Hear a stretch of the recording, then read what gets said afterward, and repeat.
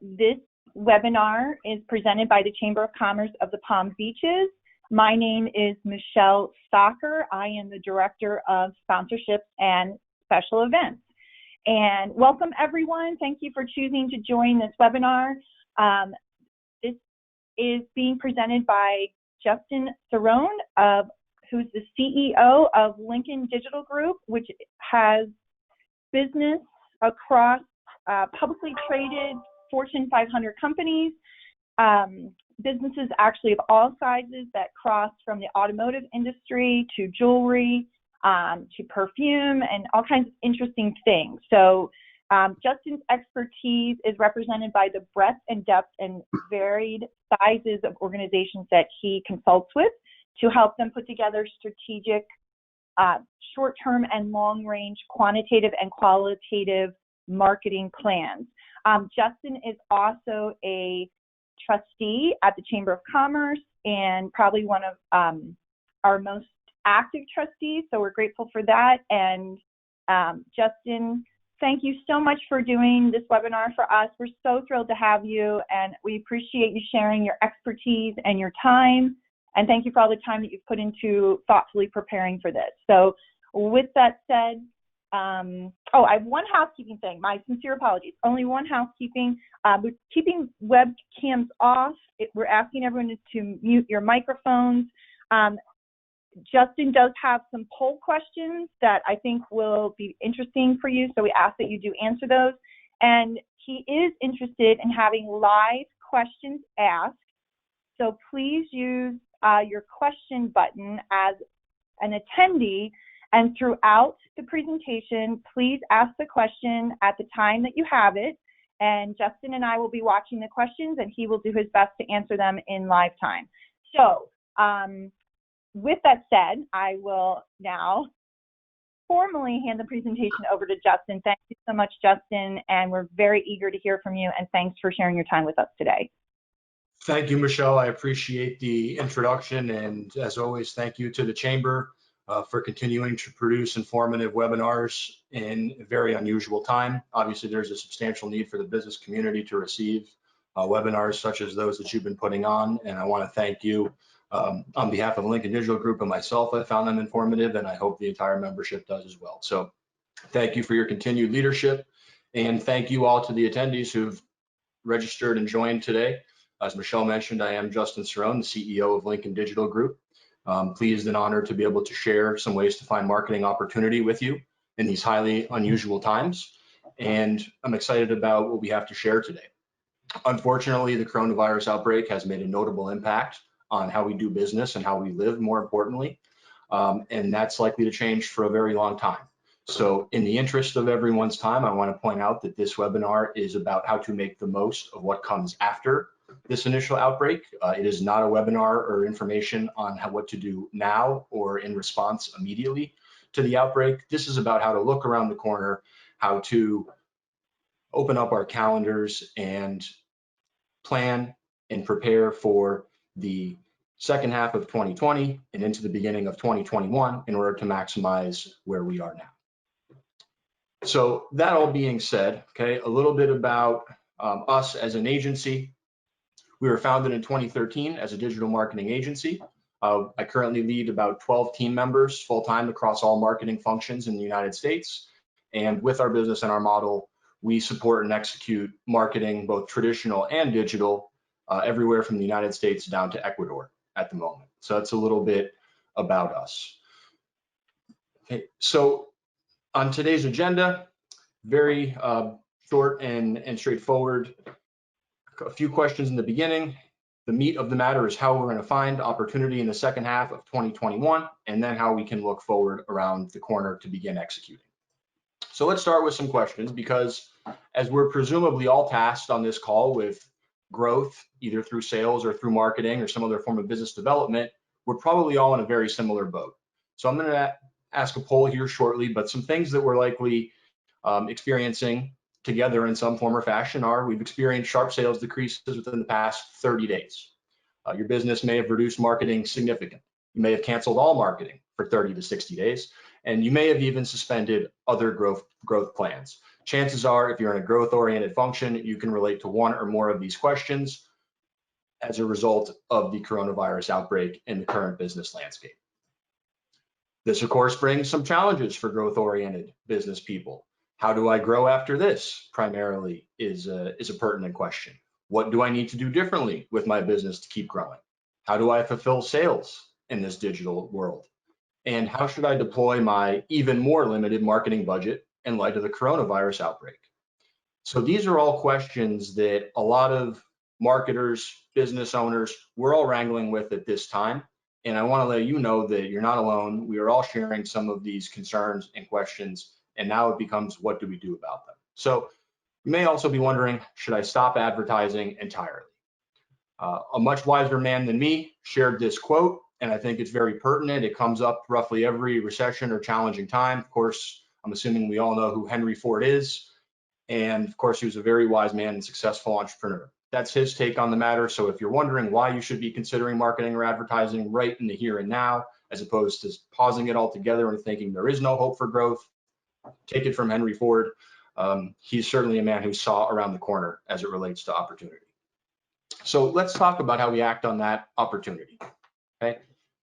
At its core, all marketing is about connection. It doesn't matter if it's traditional, digital, experiential, if it's 2020 or 1920, we do this to create connection with our audience and drive sales. That's always been the case. But now, and I think more than ever, we could argue it's about connection via digital. And what do I mean by that? I mean through digital tools. I mean through digital experiences. This is where the opportunity exists. And if you look around at some of the fast movers in today's economy, such as Domino's, such as McDonald's and the things they're doing with contactless delivery, as well as Target and retail establishments with curbside pickup. All of these brands and smart businesses are realizing that the new opportunity to make a connection in today's economy is primarily through digital tools. And that's why we're seeing the adoption of numerous new experiences and technologies to fulfill sales in a new manner. Okay. I mentioned there was opportunity to be had and ways to make use of that connection that we want to achieve. So I'm going to share some stats that exemplify it to show you just how big the opportunity is. First one, since the outbreak, there is an international advertising platform called Criteo that did a study. There was a 130% increase in US online sales compared to the average year over year in March. There was also about a 66% drop in in-store sales compared to the average in March. I will share that chart on the next slide. Verizon, the largest cell phone carrier in the United States, reported a 20% increase in US cell phone web traffic since the outbreak. I would dare to say that's on the lower side of what we will hear. And lastly, on another slide, 47% of worldwide customers responded to a study saying they plan to purchase more goods online over the next year compared to the previous year. So think about that. Roughly half of the world's customers saying they plan to do more online shopping. If that doesn't scream out opportunity to you, this may. This is the exact point in time from the beginning of the year where we started to see the impact on opportunity for sales and marketing. This is a chart, again, by an ad platform named Criteo, and you can see the week of March 9th, the purple line, which represents online sales, started to skyrocket. As a starting point, 100 is par. That is our baseline. That's all things being equal. So you can see when the virus first started to spread, a 3% bump in online sales, 7% drop. It only got sharper from there to the point where you can see on the final week of March, there was 130% growth in online sales for retailers who are both online and off. Fortunately, the flip side, of course, is the nearly 70% drop in in-store sales. Again, of course, this is a challenge, but it should also indicate there is substantial opportunity. So let's talk about how we make the most of that from a marketing standpoint. So these are the 7 ways. I'm sure most of you or your marketing teams have thought about many of them. There are many more than this, but these are a very straightforward, foundational, and fundamental starting point to begin analyzing your second half of 2020 from. Seasonality, a foundational element of marketing. So the 4 seasons all bring changes in people's behavior, which of course creates opportunities for brands to demonstrate they understand what's new, what's current, and what's relevant in society. Because when you can demonstrate you understand why your customers do what you do and demonstrate you understand how they behave, you can become the brand that makes the connection with them. And when you make the connection with them around seasons, you achieve seasonal relevance, and your brand can go from summer to fall to winter by staying relevant and understanding of what's current. Okay, so again, consider what opportunities your audience may have to gather in the second half of the year. Will they go to barbecues? Will they be visiting orchards? Will they be going to amphitheaters? Okay. And then secondly, what does your brand sell, or what does it do, for example, that makes their life better in those summer or autumn activities? You know, how do you make them safer? How does life become more convenient? How do you become more relevant to what they're doing in the here and now, especially in light of COVID? And those opportunities will still continue with the seasons, no pun intended. And remember, your strongest advantage could be exemplifying what your brand has already done right here and right now to make life better for your audience. And those are the examples you want to show and discuss, because they're going to be more important moving forward than they've always been. Okay. The other seasons would follow the same thought pattern, which of course brings us to the holidays. Okay. So it's the annual marketing bonanza for basically every consumer brand. At least that's what it once was. But the second half of 2020 brings July 4th, Labor Day, Columbus Day, Election Day, Thanksgiving, Hanukkah, and Christmas, as well as Halloween and Black Friday, just to name a few. So those are 8 total days, and they are all opportunities to connect with your audience. So think about things like how your product applies to becoming a great holiday gift. Was it a great holiday gift before? How should it change now? Does it do something now that you may not have realized, or people may not have done, that makes it even more relevant this holiday season? Is it especially well suited to a use case on 4th of July, for instance? Or is it better on Thanksgiving? These are all things to consider, and importantly, consider how has it been used in small gathering environments lately or now? And does it create a different experience for people if they're using it in a small group, maybe just 2 people, compared to a larger group, 8 or 10 people? And how does that also improve their holidays? You know, that key question of how does it make life better now post coronavirus is going to be asked again and again by audiences in determining what to consume moving forward. Okay, so if there is a technical or virtual aspect of your product that could replace some of how people typically behave at the holidays, consider it, and I would encourage you to consider developing it now. I don't think you can be too prepared in light of what's happening to have some digital or virtual replacements for your more traditional holiday experiences ready for your audience to consume. Product or service launches. Okay. So once the environment becomes more normal, there should be opportunities in the landscape to make a major announcement and own your target audience's attention for a prolonged amount of time. Your big news can still be big. Your leaps forward would and should still be big leaps.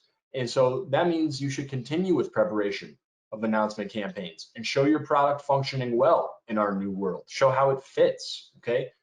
Show how it makes life better, safer, or more comfortable now than it did previously. These are what customers are going to be concerned about when determining which new product or service is best for them. The comfort as far as how it fits in our new COVID world will be a paramount question, okay? And something else to consider is what can you do today to serve this new economy, okay? If you were to go to the drawing board today, so to speak, what would you do if you were to specifically design something in response to the coronavirus? As one example, here's something you can see on our website. It's something we delivered for a client where we conceptualize and launch a valet service for them, help them bring their products and services to people's homes. This is a set of identity, print, video, landing page, and email assets that we created to help launch their new service, which enabled them to create a connection by being more convenient to their customers' lives. And of course, being more convenient is an enhancement typically of your business or offerings. And that leads us to number 4, repositions and enhancements. And so in crises, many businesses find their products or services get repurposed by an ingenious customer or 2 along the way. And their thinking goes that necessity is the mother of all innovation. And the company simply has not either thought of or acted on that product before the customer showed them using it that way, okay? And so think about a few things as you look for how to reposition your product. If someone, let's say an adult, okay, were to land on Earth tomorrow, what's the most obvious way they would use your product or service? If they were totally unfamiliar with it, how would they pick up your product, or how would they request your service, and how would they use it? Think about it through this way and consider all the ways people may also use your product or services that you may never have thought of. And then ask yourself, do they align with my marketing plans? In other words, are the new ways that people are showing their use of our products, does that align with who we speak to or plan to speak to in the future? And does that align with what we're telling them? Or are they using it one way and we're telling them to use it a completely different way in our market? Okay, so that's a question to ask yourself. Secondly, seek out your smart customers.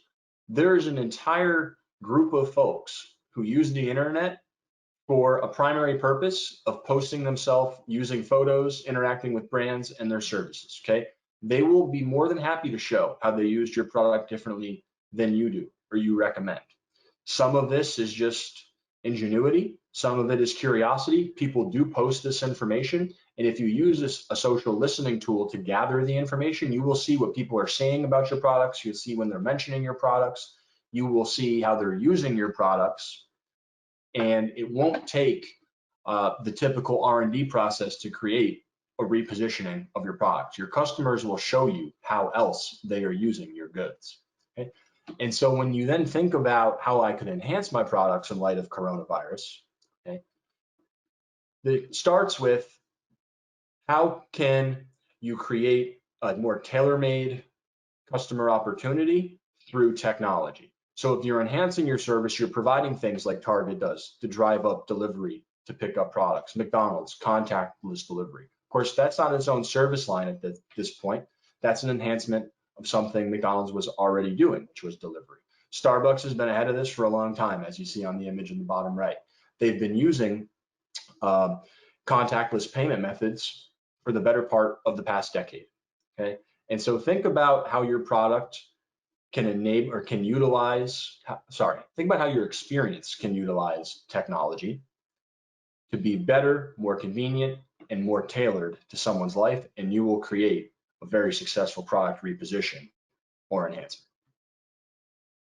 So the sixth opportunity, transparency. And the primary question is really how can you peel back the curtain, okay, on your workflow process, either with diagrams, before and afters, real-time dashboards.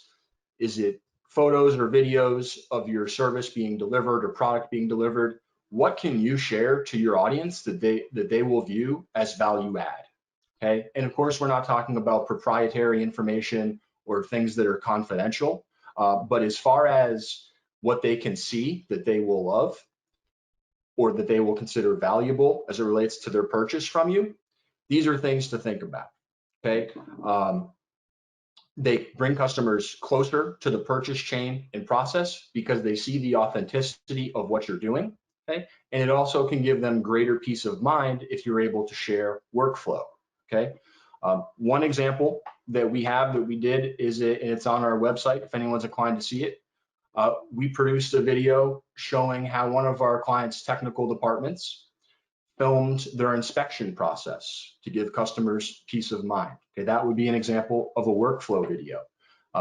If you have before and afters, okay, in other words, the impact of your work, you may not typically share that. You may typically document it only for internal cases, for instance.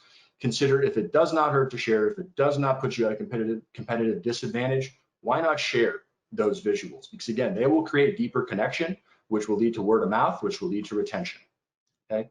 Or vice versa, I should say.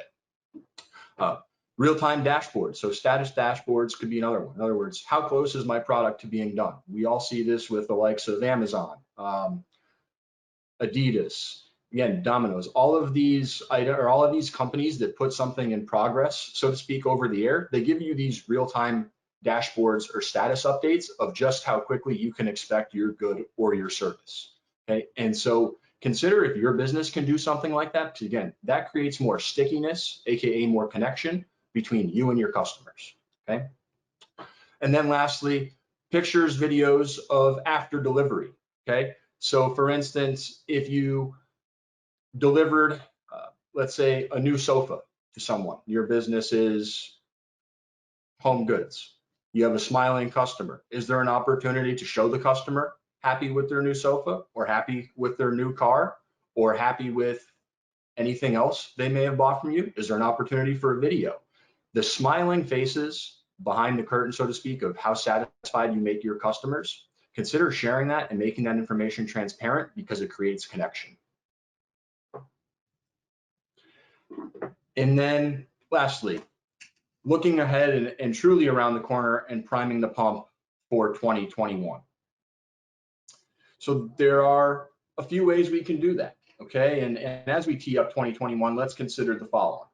Are there product launches that may have relation or a relativity to your existing products or services that you have planned? Do you have major events or trade shows planned?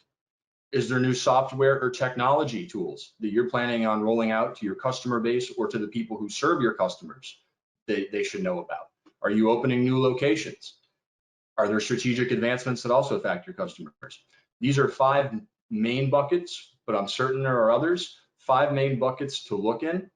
Say, what do we have planned, not this year, but maybe 1Q next year or 2Q next year, that we can start working on now? Because unfortunately, there is growing sentiment that 2020 will have a write-off consumer demand component to it.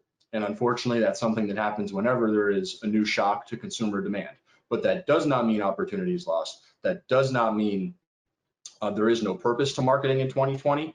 What it does mean is there's an opportunity to think even further ahead now than you could have in usual times, because there will be pent-up demand. There will be new opportunities in 2021 to reach the market in new ways. And chances are you have one of these 5 buckets on your business's front burner right now that you're looking at that could really help you start 2021 with a splash. Again, especially in these times where many businesses have seen sharp sales declines, reductions in marketing spend. Thinking about how to recapture potentially some of that loss, or how to come out of this even stronger than you've begun it, with a strong marketing plan and strong considerations about what's going to move your needle in 2021, that will put you ahead of the curve and help you look around the corner as it relates to making the future a success and maximizing how you spend your time today. And I'm just taking a brief check for slides.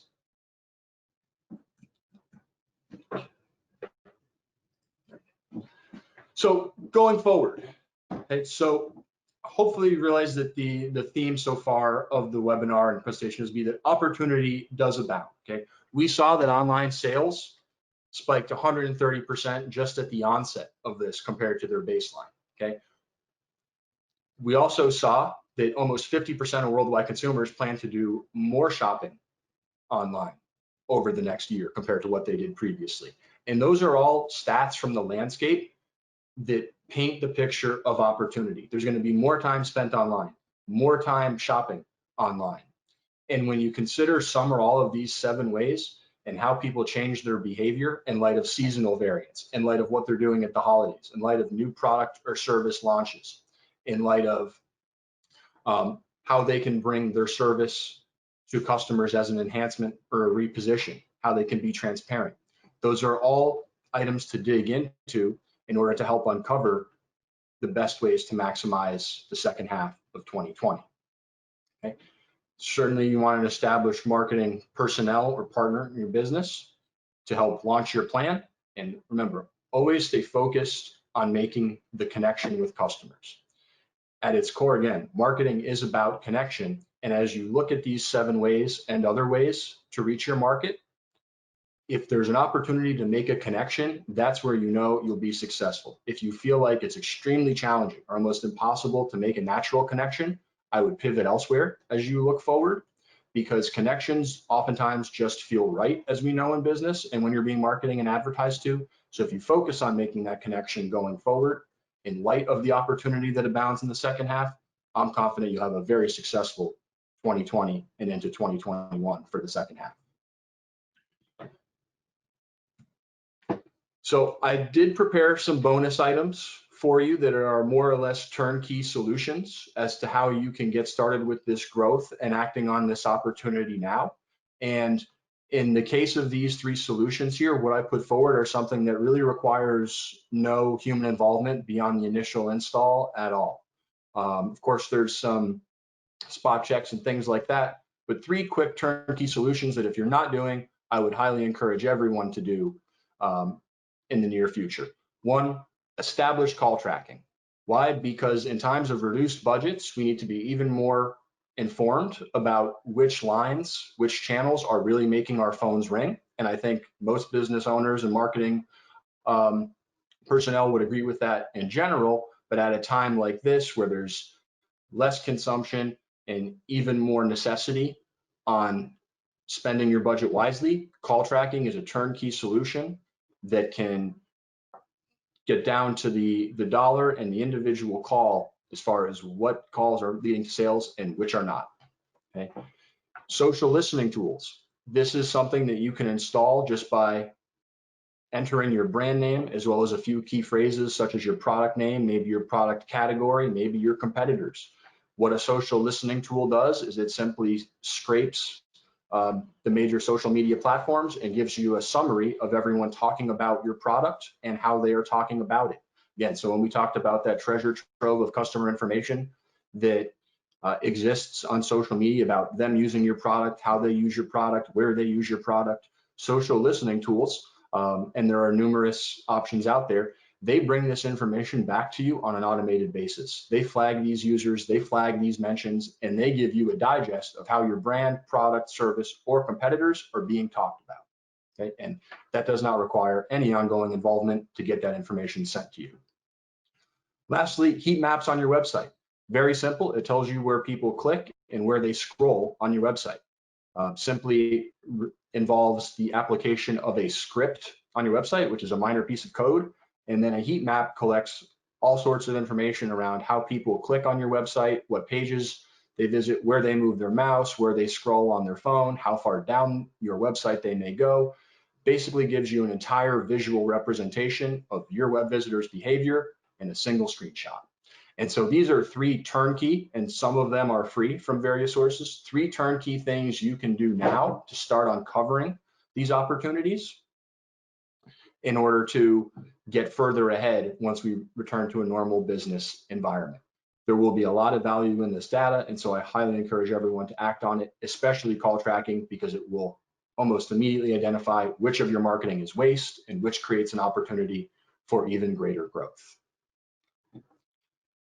So that was my final slide. And again, remember, I hope I can impress on all of you, in today's post-COVID economy, marketing will still be about connection.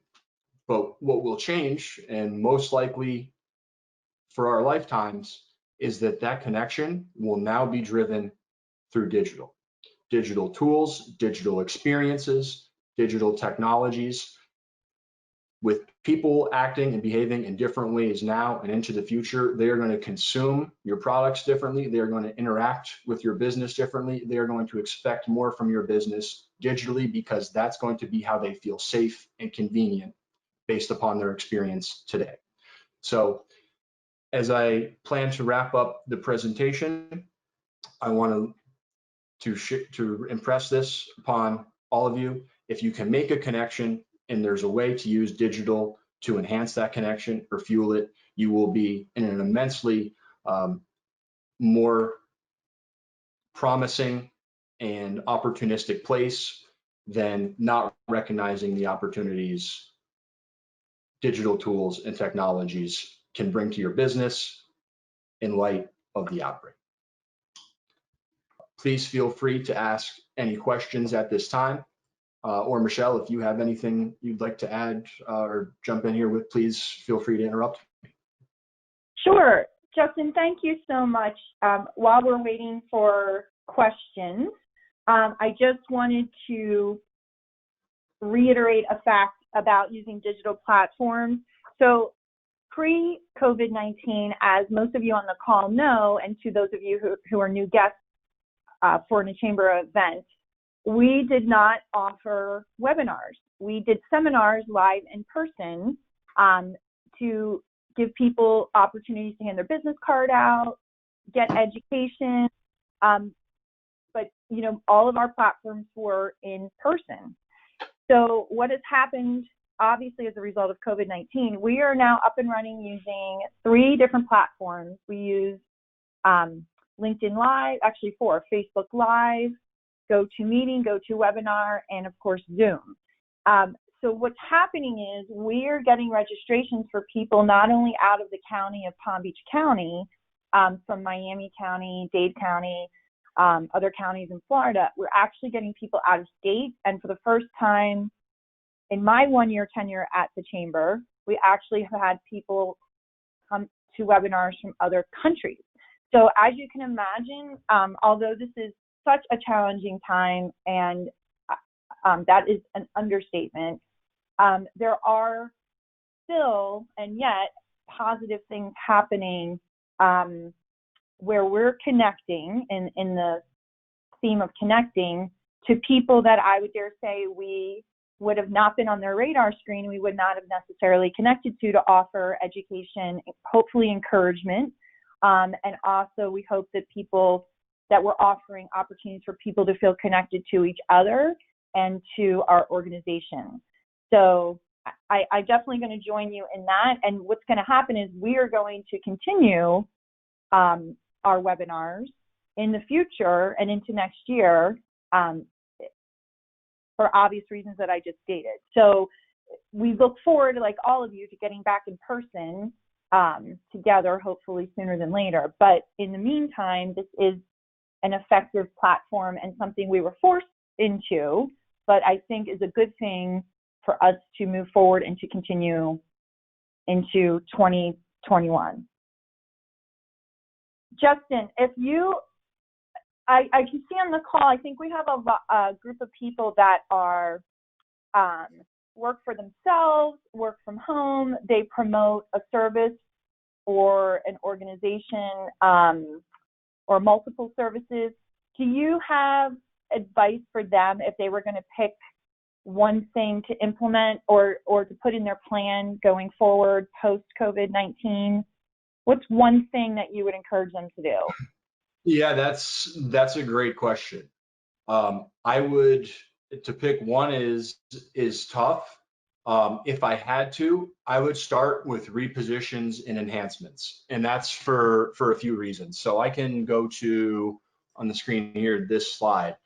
A few reasons. One, they are something that you can roll out in most cases to your existing customers as opposed to having to find new ones. And the reason that is of course, because they're already doing business with you. And so giving them value adds or new ways to do business with you that's better in light of COVID, I think that would be a way that's going to be more productive than trying to find new customers at this time. Because I simply see a lot of uphill battles to be fought in the latter example, as opposed to enhancing or repositioning what you're already doing will probably lead to easier adoption.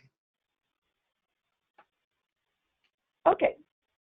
I would Great. I would also, if you're a first mover, I think there's a major opportunity for first mover advantage in this case. So if you are a solo practitioner or work for yourself, and have an idea to enhance or reposition your service or product, I would say there's major benefit in launching it first, maybe it not being perfect, but launching it first, because you may have tapped an area of unmet need in your client base.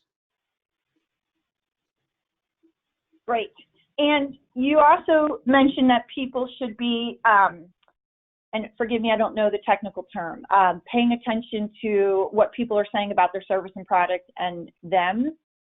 What tools can they use to do that? Or what tools do you offer for people to be aware of that and watching that?